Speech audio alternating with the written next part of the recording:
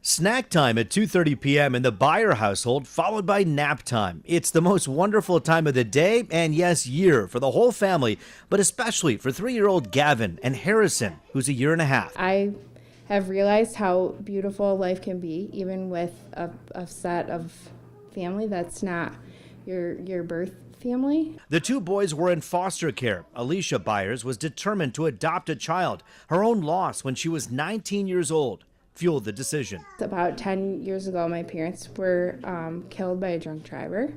And then my family was destroyed. And so I had a very unexpected family kind of step in. Even at 19, Alicia needed family, and she got one. Taken under the wing of a family who still till this day are like grandparents to her own children.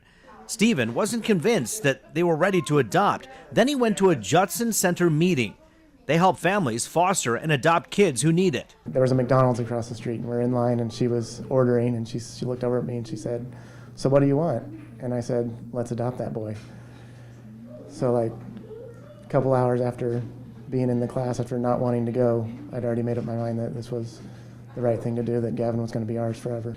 And then actually the day we adopted him, our adoption worker asked us if we wanted to take another little guy, and that's Harrison. So he's a year younger than Gavin, and we officially adopted him in May, and then our youngest was born in August. 300 children right now are waiting for a foster home in Michigan.